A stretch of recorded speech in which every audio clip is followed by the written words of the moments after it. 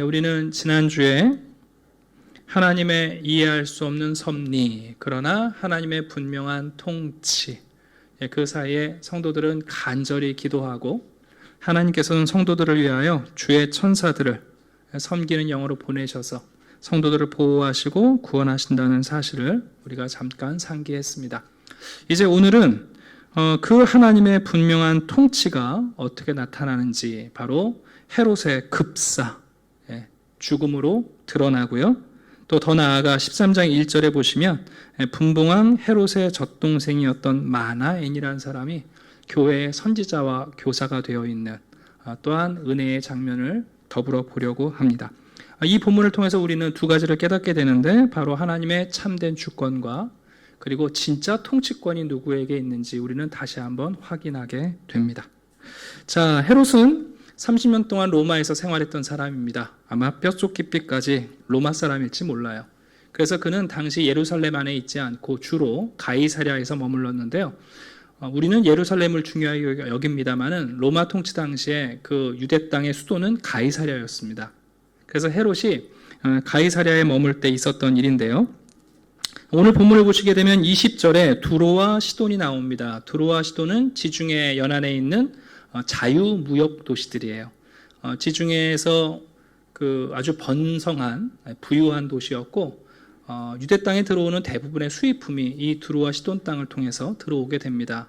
이 도시는 대략 1000년 전부터 솔로몬과 더불어 많은 그 교역을 했었는데 그 외국의 값진 것들은 두로와 시돈을 통해서 예루살렘으로 들어오고 또 반면에 유대 땅의 곡창지대에서 나는 많은 식량들이 이 두로와 시돈에게 전달되어져서 일종의 식량 공급책이 되었습니다. 자, 그런데 이 두로와 시돈 사람들이 뭘 잘못했는지 모르겠는데 헤롯의 심기를 건드렸어요. 그래서 여러분, 헤롯이 이 두로와 시돈에 일종의 식량 공급을 중단합니다. 난리가 났겠죠, 여러분? 아니, 값비싼 물건도 좋고 무역도 좋습니다만 밥을 먹고 살아야 될 거 아니에요. 헤롯 왕이 야, 더 이상 두로와 시돈에 식량 공급하지 마. 그러니까 두로와 시돈이 기초 식량 수급에 심각한 문제를 겪게 된 거예요. 그래서 이 위기를 어떻게 타개할 것인가 고민하다가 그 헤롯의 측근인 이 블라스도라는 사람을 일종의 로비스트로 설득해가지고 그러지 말고 헤롯한테 얘기 좀 잘해봐라. 우리가 유대 땅에서 오는 식량 없으면 우리 어떻게 사냐, 먹고 사냐. 그래서 이 블라스도가 중재를 잘 해가지고 다시 화친을 맺게 됩니다. 이제 공식적으로 협약을 맺는 날이 정해졌고요. 이제 그 날이 하필이면 이제 로마 황제의 생일날을 정해가지고 일종의 큰 행사를 하면서 두로와 시돈 또 헤롯 왕이 새롭게 협정을 맺는 그 날이었어요. 자, 21절을 보게 되면 헤롯이 그날 왕복을 입고 나타났는데 뒤에 설명해 드리겠습니다만 은으로 짠 옷을 입고 나와요. 은으로. 실제 은으로 짠 옷을 입고 나와요. 왜 트로트 가수들 은색 번쩍번쩍 하는 거 아시죠? 네. 입고 나와서 연설을 하는데 요 두로와 시돈 사람들이 아첨을 해야 될 거 아니에요. 아부하는 거예요. 뭐라고 아부를 합니까? 야, 이건 신의 목소리다. 당신의 모습은 인간의 모습이 아니라 신의 모습이다. 여러분, 그 소리를 듣고 헤롯이 정말 자기 스스로 착각했던 모양이에요. 로마에 가서 있을 때 황제들을 신으로 추앙하잖아요. 나라고 신이 안 될 게 뭐냐. 그리고는 여러분, 하나님께 영광을 돌리지 않고 정말 자기를 신처럼 생각했어요. 자, 그 순간 하나님께서 천사를 보내어 이 헤롯을 치십니다. 오늘 본문을 보시면 벌레에게 먹혀 죽었다 이렇게 표현되어 있는데 유대 문학적 표현인데 벌레에게 먹혀 죽었다라는 말은 매우 비참한 방식으로 죽었다 그런 표현이에요. 이 내용이 성경에는 간단하게 기록되어 있는데요. 이 당시 유대 전쟁 기록을 썼던 요세푸스라는 유대인 역사가가 있어요. 그가 이 부분을 자세히 기록에 남겨 놓았습니다. 제가 이 관련된 전문을 길지는 않아요. 천천히 읽어드릴게요. 한번 상상력을 발휘해 보십시오. 아그리빠는 황제의 안녕을 위한 축제 8월 1일입니다. 축제를 시작하면서 가이사의 영광을 보여주려 하였다. 거기에는 각 지방 장관들과 저명한 인사들이 다 모여 있었다. 둘째 날 새벽에 아그리빠는 은으로 만든 옷을 물결치듯 하며 극장 안으로 들어왔다. 그 은은 아침에 첫 햇살을 받아 멋지게 번쩍거렸다. 그것을 보는 자마다 그 찬란함에 압도되어 경외심마저 느껴서 떨 정도였다. 곧 아첨꾼들이 여러 가지 말로 아그리빠를 칭송했고 그것은 그에게 불길한 징조처럼 보였다. 왜냐하면 그들은 아그리빠를 신이라 불렀으며 크게 소리 지르기를 우리에게 자비를 내리소서. 이제까지는 당신을 사람으로 공경했으나 이제부터는 당신을 인간 이상의 존재로 여기겠나이다 라고 했기 때문이다. 아그리빠는 그들을 꾸짖지도 않았으며 이 불경건한 아첨을 물리치지도 않았다. 그 순간 그가 머리를 들었을 때 그는 자기 머리 위에 밧줄 위에 앉아있는 올빼미를 보았다. 아그리빠는 곧 이것이 전에는 복의 사자였으나 이제는 재앙의 사자임을 깨달았다. 이게 무슨 얘기냐면 이 아그리빠가 로마에서 생활할 때 그 로마 왕실의 왕자였던 가이우스하고 친구라고 말씀드렸잖아요. 근데 둘이서 방탕한 생활을 하니까 당시 아버지 황제였던 티베리우스가 저거 친구를 잘못 사귀어서 저렇구나. 그리고는 이 아그리빠를 감옥에 가둔 적이 있어요. 근데 그 감옥에 가뒀을 때 같이 갇혀있는 게르만족의 일종의 점장, 주술사였겠죠. 아그리빠가 이렇게 나무를 기대고 있는데 그 나무 위에 올빼미가 있는 것을 보고는 그 주술사가 이렇게 얘기했다는 거예요. 아, 저 올빼미는 길조인데 당신 곧 풀려나고 뭔가 좋은 일이 있을 거다. 근데 저 올빼미를 다시 보면 5일 안에 죽을 거다. 이렇게 얘기를 했다는 거예요. 앞에 기록이 돼 있어요. 그러니까 그 내용을 참고하시면 전에는 복의 사자였으나 이제는 재앙의 사자임을 깨달았다. 한 줄기 근심이 그의 마음을 스쳐갔다. 동시에 그는 배가 아파옴을 느꼈다. 이것은 극심한 통증으로 변하였다. 아그리빠는 재빨리 궁궐 안으로 옮겨졌다. 그리고 그는 닷새 동안 극심한 통증으로 고생하다가 죽었다. AD 44년 사건이고요. 이때 그의 나이가 54세였고 왕조에 오른 지 7년째. 그러니까 왕이 된 지는 7년인데 유대 땅에 직접 와서 통치한 것은 이제 만 4년이 안 돼요. 그게 요세푸스 19장 344절쯤에 나오는 이제 기록입니다. 어떤 분들은 이 헤롯이 경험한 질병을 이제 급성 맹장염으로 봐요. 그래서 이게 복막염이 돼가지고 그가 죽었을 것이라고 보는 학자들도 있고요. 어떤 분들은 이제 당시 왕들의 생활 가운데 비소 중독이 많았다고 합니다. 그걸로 보시는 분도 있고, 이제 존 스토트 목사님 같은 경우는 어떤 의사분의 인용을 들어서 급성 장폐색증으로 설명하기도 합니다. 뭐 정확히는 알 수 없지만 중요한 것은 정말 여러분 그 영광스러운 순간에 갑자기 배가 아파서 그가 5일 동안 앓다가 죽었습니다. 오늘 이 본문을 통해서 우리는 하나님의 통치, 하나님의 주권을 깊이 생각해 볼 필요가 있습니다. 여러분, 사람들은 하나님과 사람을 잘 구별 못하는 것 같아요. 그래서 조금 똑똑한 사람 보면 야, 천재다. 그리고 조금 탁월한 사람 보면 야, 신의 아들이다. 그런다고요.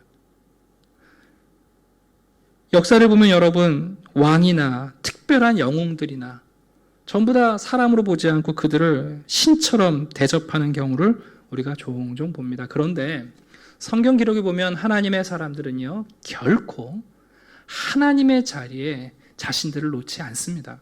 우리가 살펴봤습니다마는 베드로가 자기를 천사처럼 영접하는 고넬료를 보면서 얼른 얘기하잖아요. 나도 사람이다.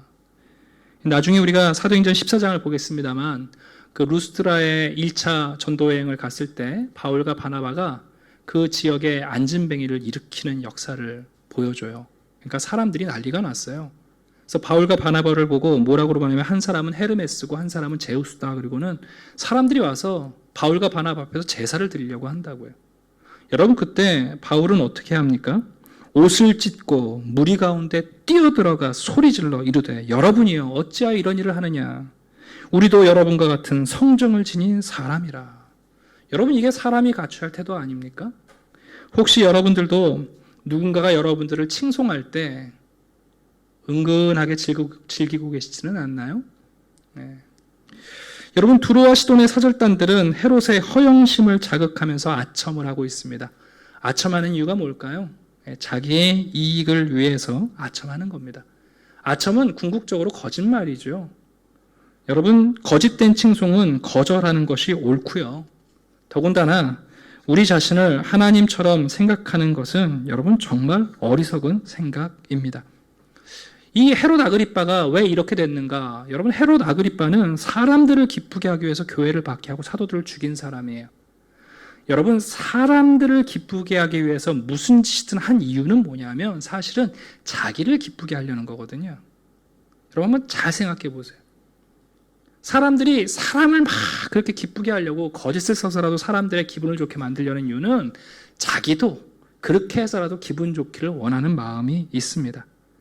헤롯이 사람들의 마음을 기쁘게 하는 게 아니라 하나님의 마음을 기쁘게 했다면 어땠을까, 그런 생각을 해봅니다. 여러분, 우리는 교만의 본질에 대해서 더 깊이 생각해 보게 되는데, 이 헤롯 아그리빠는 자기를 신이라고 생각했지만 겨우 4년 동안 통치하고 그는 즉사하게 됩니다. 여러분, 교만의 본질이 뭐냐면 착각입니다. 모든 것을 잘하는 사람은 아무도 없습니다, 여러분. 몇 가지를 잘하는 거고 사실 몇 가지는 못하는 건데 우리가 자꾸만 착각을 합니다.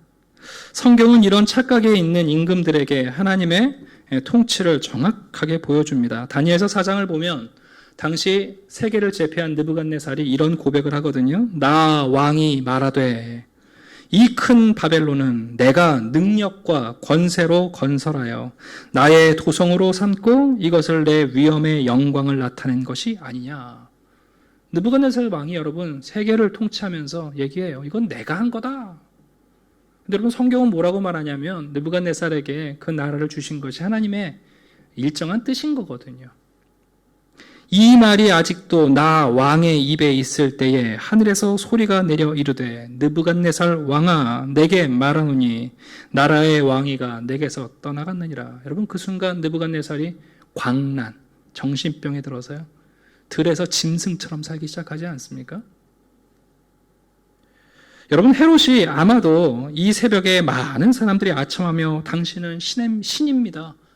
당신의 모습이 신과 같고 당신의 목소리가 신과 같고 당신이 말하는 지혜가 신과 같습니다. 그럴 때 아마 이제야 아는구나 했을 거예요. 헤롯은 방탕한 자신의 생활도 자신의 지혜라고 생각했을 것이고 자신의 위선도 자신의 지혜라고 생각했을 것이고 교만도 지혜라고 생각했을 것이고 교회를 박해하고 사도들을 죽인 것도 자신의 지혜로 여겼을 겁니다. 여러분, 인간이 그렇게 쉽게 눈 멀게 됩니다. 로마라는 제국을 생각하면 여러분, 헤롯 아그리빠는 고작 한 귀퉁이의 분봉왕이에요. 고작 한 모퉁이의 분봉왕을 하면서 자신을 신처럼 여기는 것, 여러분, 그렇게 쉽게 눈 멀게 됩니다. 여러분, 사람들의 생각이라는 게 물론 드러나지는 않습니다만 한번 여러분 생각해 보세요. 아침에 조금 일찍 일어났다고 남들보다 내가 낫다고 생각하거든요. 버스를 타는 순간 그 뒤에 뛰어오는 사람들을 보면서 내가 좀 더 우월한 느낌을 가져요. 같이 입사한 사람들 중에 몇 달 먼저 승진했다고 내가 좀 다르다고 생각한단 말이에요. 똑같은 성적인데 좋은 대학에 들어가고 사업을 시작했는데 수익이 늘어날 때 자신은 정상에 있다고 생각하고 눈멀기 시작하는 것. 여러분, 그게 인간입니다. 그러나 여러분, 그렇다고 해서 인간이 신이 될 수 없습니다. 그 순간 벌레가 갉아먹고 있는 자기 인생의 작은 균열을 보지 못하는 거예요. 여러분, 어쩌면 이 헤롯은 예수님이 비유하신 어리석은 부자인지 모르겠어요. 두로와 시돈이라는 거대한 무역 도시를 여러분 식량으로 굴복시켰잖아요. 네. 여러분, 그 자유무역 도시를 어떻게 굴복시키겠어요? 근데 여러분, 식량 갖고 굴복시켰어요. 아마 헤롯이 자기의 지혜를 칭찬했을지 모릅니다. 여러분, 이사야 14장을 보시게 되면 이사야는 바벨론의 몰락을 이렇게 예언하고 있습니다. 내 영화가 스올에 떨어졌으며 내 비파 소리까지로다 구더기가 내 아래에 깔리며 지렁이가 너를 덮었도다. 하나님이 말씀하십니다. 나가서 나를 거역하는 자들의 죽음을 보라. 그들을 갈아먹는 벌레는 죽지 아니하고 그들을 사르는 불도 꺼지지 않으리니 모든 사람이 보고 역겨워하리라. 여러분, 헤롯이 대단한 권력을 가지고 있고 심지어 자기를 신처럼 여겼는지 모르지만, 그러나 여러분, 실제 통치자는 하나님이십니다. 여러분, 그 이후에 24절을 보시면 이 헤롯의 죽음에 대하여 누가는 이렇게 재밌는 글을 덧붙입니다. 그런데 하나님의 말씀은 더욱 흥왕하더라. 헤롯이 통치했던 갈릴리, 유대 땅, 사마리아 지역까지 여러분 그렇게 박해를 하고 사도들을 잡고 있지만 하나님의 말씀은 흥왕하고 헤롯은 결국 이렇게 하나님이 치셨다. 여러분, 교회에는 박해에도 불구하고 야고보가 순교함에도 불구하고 사도들이 예루살렘을 다 떠났음에도 불구하고 예수 그리스도가 이스라엘의 메시아이시고 세상의 구주라는 이 복음이 계속해서 여러분 확장되고 있는 것을 보여줘요. 누가 과연 진짜 통치자이시냐, 누가 진짜 섭리하고 계시냐 우리에게 가르쳐 주고 있습니다. 여러분, 하나님은 지금도 자기의 교회를 친히 지키시고 보전하십니다. 성도들은 그래서 하나님의 이 보호와 섭리와 통치를 믿고 두려워하지 않는 거죠. 제가 오늘 13장 1절까지 읽은 이유는 바로 1절에 나오는 독특한 한 인물 때문입니다. 여러분, 구약에는 모세가 있다면 신약에는 모세와 유사한 인생을 산 한 분이 있는데 그분이 바로 마나엔입니다. 한번 제가 읽어볼까요? 분봉왕 헤롯의 젖동생 마나엔. 여러분, 이 마나엔은 초대교회 선지자와 교사로 섬겼던 분이십니다. 근데 이분이 여기 나오는 헤롯은 앞에 나오는 헤롯이 아니고 예수님이 태어나셨을 때 유아 대학살을 명령한 헤롯 대왕, 이제 할아버지 헤롯이에요. 그 다음에 13장 1절에 나오는 분봉왕 헤롯은 세례 요한을 죽이고 예수님을 신문했던 2세대 헤롯이고요. 우리가 좀 전에 직사한 사람을 본 것은 일종의 손자에 해당되는 3세대 헤롯이에요. 자, 그런데 여기 마나엔이라는 분은요, 그분의 기록에 대해서 뭐 다 설명 못 드리게 간단하게 좀 소개해드리면, 이분의 할아버지가 당시 유대의 그 경건파에 해당되는 에세네파 분이신데, 이분이 헤롯 대왕이 왕이 될 것을 예언했어요. 그래서 헤롯 대왕이 왕이 된 다음에 이분을 천거해요. 그래서 그 가족들이 왕실에서 함께 살아가게 됩니다. 왕실 교육을 받으면서. 그래서 이 분봉왕 헤롯과 마나엔은 같은 교육을 받은 거예요. 그래서 젖동생이라고 표현을 지금 하고 있는 거예요. 한 사람은 자라서 왕이 됐어요. 왕이 돼서 하는 일이 뭐냐면 선지자인 세례 요한을 죽이고 그리고 예수님을 신문하는 그런 사람이 됐는데, 이 마나엔은 여러분 기록에 의하면 당시 왕궁에서 상당히 높은 지위에 있던 분인데 예수 그리스도를 만났고 그분이 선지자와 교사가 되어서 이제는 교회를 섬기는 분이 돼요. 이 하나님의 은혜와 하나님의 주권을 우리가 잠시 생각해 보게 됩니다. 여러분, 결국 헤롯 안티파스는 하나님의 공의의 대상이 되어서 심판을 받고 있고, 마나엔은 비록 왕실에서 살았고 똑같은 영향력에 있었지만 하나님의 긍휼의 대상이 되어서 교회의 선지자와 교사가 되어 있는 것을 보게 됩니다. 결론의 말씀을 드리려고 합니다. 여러분, 성경을 읽다 보면 두 개의 노래, 두 개의 행진곡이 있습니다. 하나의 행진곡은 사단이 부르는 노래고요, 하나의 행진곡은 예수님이 부르는 찬가예요. 이사야서 14장을 보시게 되면 여러분, 사단의 행진곡이 이렇게 적혀 있어요. 내가 내 마음에 이르기를 내가 하늘에 올라 하나님의 뭇별 위에 내 자리를 높이리라. 내가 북극 지폐의 산 위에 앉으리라. 가장 높은 구름에 올라가 지극히 높은 이와 같아지리라 하는도다. 여러분, 사단의 노래는요, 높이, 높이, 더 높이, 올라가고, 올라가고, 올라가는 거예요. 사단은 우리에게 여러분 행진곡을 들려줘요. 더 높이, 더 높이, 더 높은 곳으로, 더 위로, 더 위로. 그래서 그 행진곡에 발맞춰 걸어가는 사람들이 있어요. 근데 여러분, 성경에는 또 하나의 노래가 있어요. 그것도 뭐냐면 낮아지는 노래예요. 너희 안에 이 마음을 품으라. 곧 그리스도 예수의 마음이니 그는 근본 하나님의 본체시나 하나님과 동등됨을 취할 것으로 여기지 아니하시고 오히려 자기를 비워 종의 형체를 가지사 사람들과 같이 되셨고 사람의 모양으로 나타나사 자기를 낮추시고 죽기까지 복종하셨으니 곧 십자가에 죽으심이라. 두 번째 곡은 낮아지고 낮아지고 낮아지는 이 두 에스컬레이터의 노래가 있어요. 여러분들은 어떤 노래와 어떤 행진곡에 발맞춰 걸어가십니까? 헤롯 아그리빠는 사단의 행진곡을 따라 높이 높이 더 높이 올라가고 싶었던 사람이에요. 어쩌면 젖동생 마나에는 여러분 그 왕궁에서 모세처럼 그리스도를 쫓아 십자가에서 죽으신 그분의 그 복음을 증거하기 위하여 교회의 교사와 선지자가 되어 있는 모습을 보게 됩니다. 저는 이런 생각을 하는데 여러분 사람이 겸손하다는 것은요 겸손하게 태어난 사람은 아무도 없어요. 사실 목회자가 강단에서 하지 않아야 될 두 개의 말이 있는데 그것은 뭐냐면 더 기도하십시오라는 말이고 겸손하십시오라는 말이에요. 왜냐하면 우리 가운데 그 누구도 기도하십시오라고 말하면 자신 없어요. 그렇지 않아요?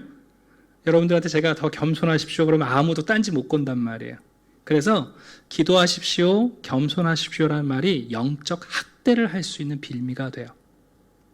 그러나 오늘 본문이 가르치고 있기 때문에 여러분들에게 드리는 말씀은 여러분 겸손이라는 건 겸손하게 태어난 사람은 아무도 없어요. 우리는 착각하고요. 작은 성공에 오해를 해서 나도 모르게 나를 신처럼 생각하고 남과 다른 사람으로 이야기가 쉬워요. 조금 체면을 차리면 신처럼 여겨지고 조금 체면이 구겨지면 내가 졌다고 생각한단 말이에요. 근데 여러분 겸손한 인생이라는 것은 우리가 겸손한 게 아니라 하나님이 우리를 겸손하게 하시는 은혜 가운데 있는 거예요. 저는 주기적으로 5년에 한 번씩 아파요. 네. 제가 예전에 이제 그 교회 사역을 할 때 제가 잘 나갈 때 작년 교인 300명인데 제가 맡았던 청년부가 100명이에요. 그러니까 여러분 제가 꽤 유명해져가지고 책 내자고 출판사에서 연락 오고 청년사역단체에서 협력하자고 연락 오고 강사로 초빙을 받고 그랬어요. 지금 우리 교회에 나오고 있는 몇몇 분들은 그때 함께 신앙생활 했던 분들이죠. 근데 여러분 갑자기 디스크가 터져가지고 한 달 그냥 주저앉아 있었어요. 또 한 번은 제가 이제 판교에 사역할 때 한 600명 성도님 모였을 때 가서 열심히 총괄 사역하면서 2년 반 만에 1200명이 됐어요. 이제 전도 집회를 준비하고 당시 그 곽이처 전 장관이셨던 정근무 박사님 모시고 이 행사 잘하면 2000명 넘는다. 그리고 토요일 날 새벽에 맹장 터졌어요. 제가 꽤 큰 규모의 담임 목사가 될 가능성이 아니라 예선 투표까지 다 해서 90% 이상 찬성을 받고 부임 앞두고 있었거든요. 근데 여러분 정치적으로 휘말려가지고 붕 뜨고 그때 어머니 간 농양 걸리셔가지고 한 달 병원 간병했어요. 제가 이 말씀을 드리는 이유는 뭐냐면 저는 지금도 저와 우리 성도님들께서 이 두 행진곡의 노래를 잘 분별하시기를 바라요. 우리 한샘교회가 지난 몇 년 동안 적지 않게 성장하고 있어요. 지역에서 칭찬 듣는 교회가 되고 있다는 것도 알아요. 그러나 여러분 잘하는 것만 있는 건 아니에요. 목회자가 어떻게 모든 일을 잘합니까? 우리 안에 여러분 어떤 음악이 들릴 때 내가 발맞춰 걸어갈 음악이 뭔지를 아는 것은 매우 중요한 거예요. 하나님께서 여러분들을 대단한 사람으로 만들지 않아서 억울하시고 서운하십니까? 혹 여러분들이 지금 겸손한 자리에 있다면 여러분이 겸손하게 태어났기 때문이 아니에요. 하나님이 우리를 그 겸손할 수 있도록 이끌어 오고 계신 거예요. 우리도 깜빡 잘못하면 또 다른 행진에 맞춰 춤을 추고 싶어 할 때가 있어요. 근데 그러면 안 돼요, 여러분. 그러면 안 돼요. 그러면 가장 큰 높은 자리에 신처럼 보이는 순간에 여러분 벌레처럼 비참하게 죽는 거예요. 여러분 잠언에 이렇게 말씀하십니다. 겸손한 자와 함께하며 마음을 낮추는 것이 교만한 자와 함께하여 탈취물을 나누는 것보다 훨씬 낫다. 야고보서 4장입니다. 더욱 큰 은혜를 주시나니 그러므로 일렀으되 하나님이 교만한 자를 물리치시고 겸손한 자에게 은혜를 주신다. 우리가 받은 은혜 가운데 가장 큰 은혜가 뭐냐면 우리를 겸손한 자리에 겸손한 마음으로 놓으시는 거예요. 여러분 헛된 영광에 도취되지 마세요.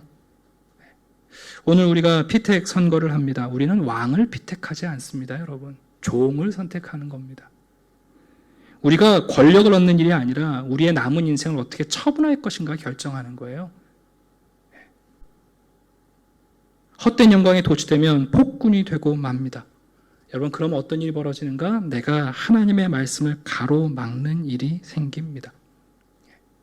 오늘 이 하나님의 심판의 대상이 된 헤롯과 하나님의 긍휼의 대상이 된 마나엔, 똑같이 왕궁에서 아마도 좋은 교육을 받고 좋은 기회를 얻고 많은 사람들의 존중을 얻었던 사람입니다만, 한 사람은 하나님의 심판의 대상이 되고 한 분은 하나님의 긍휼의 대상이 되는 것을 보면서 저와 또 우리 성도님들, 우리 교회가 하나님 앞에서 언제나 긍휼과 자비의 대상으로 남아있게 되기를 주님의 이름으로 축원합니다. 기도하겠습니다. 아버지 하나님, 감사합니다. 우리가 하나님의 자녀라는 이 땅에서 얻을 수 있는 가장 존귀한 자리, 그리스도인이라는 가장 아름다운 이름을 얻었습니다. 그러나 주님, 우리는 천사도 아니고 우리는 하나님이 아닙니다. 아버지 하나님, 우리를 겸손하게 하여 주시옵소서. 하나님의 공의의 재판의 대상이 되어 진노의 대상으로 전락하지 않게 하시고 오히려 우리를 겸손하게 하사 우리에게 주어진 자리에서 종으로 섬기며 주님의 사랑으로 만족하며 더 큰 은혜인 겸손의 자리에 머물게 해 주시옵소서. 우리 교회가 자고하지 않게 하시고 오만하지 않게 하시고 우리 하나님 앞에서 언제나 자비로운 마음을 가지고 우리의 지난 인생이 어떠하든지 간에 주님 손에 붙들려 쓰임받게 하시며, 하나님, 오늘 또 우리 교회가 귀한 일을 감당할 때에 우리 모든 이들의 마음속에 이 겸손이 우리를 사로잡게 도와 주시옵소서. 감사드리며 예수 그리스도 이름으로 기도드립니다. 아멘.